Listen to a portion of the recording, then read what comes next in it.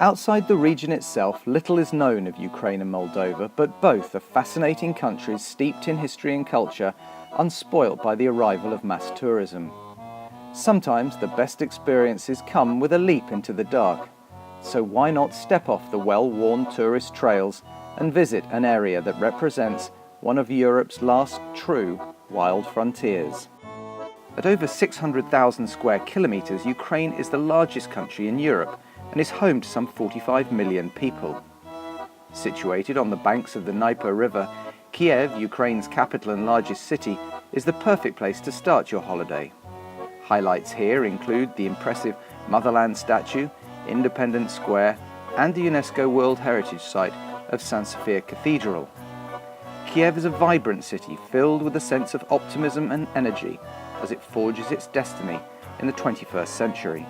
A short train ride takes you to Lviv, the cultural capital in the west of Ukraine, close to the border with Poland. Lviv is steeped in history and has been part of Poland, Austria, Galicia, the Soviet Union and Ukraine since it was founded in the 13th century. A gentle stroll around the cobbled streets of the Old Town is a great way to take in the sights, which include the Market Square, the Boym Chapel and the Opera House. Leaving the city behind, the steppe leads into the foothills which rise to the truly magical Carpathian Mountains, a biodiverse area of natural beauty home to the majestic white stork and the Hutzul indigenous people. Its verdant mountains are the ideal place for hiking and trekking and seeing the traditional mountain lifestyles of cow herders and cheesemakers and experience the local pastimes of egg painting, horn playing and traditional Hutzul music up close.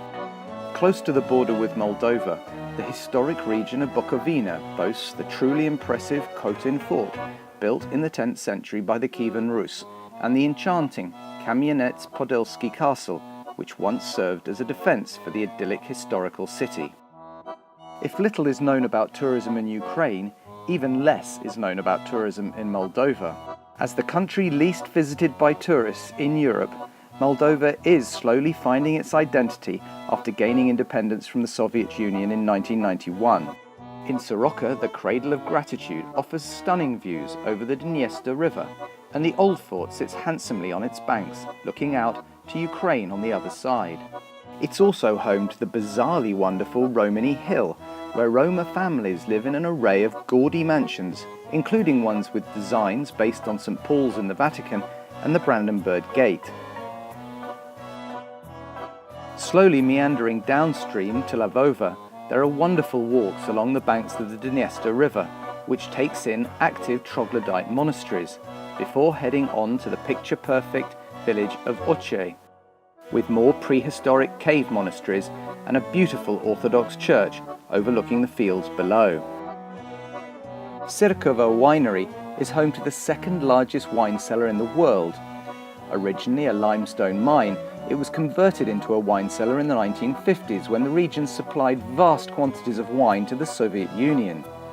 The collection of 1.3 million bottles includes wine from 1902 and part of Hermann Göring's impressive collection that was seized by the Soviets. Chisinau is rapidly developing into a cosmopolitan capital city. Amid blocks of Soviet-style architecture are landmarks including the dome-topped neoclassical Nativity Cathedral, the Arc de Triomphe, the Opera House, the Victory Memorial and Eternal Flame to celebrate victory in World War II and commemorate the soldiers who died in the conflict with Transnistria.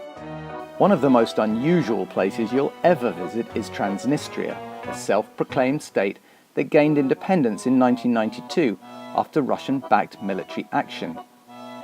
There's an eerie Wild West feel to Tiraspol, the capital city, but it offers a truly bizarre travel experience and makes for a great story. The final destination is Odessa, the pearl of the Black Sea. Founded by Catherine the Great, Odessa is a vibrant, buzzing city popular with domestic tourists in the summer months with something for everyone: beaches, nightlife, history and culture. The Potemkin Steppes were immortalized in one of the most famous scenes in cinema history, in the 1925 classic Battleship Potemkin.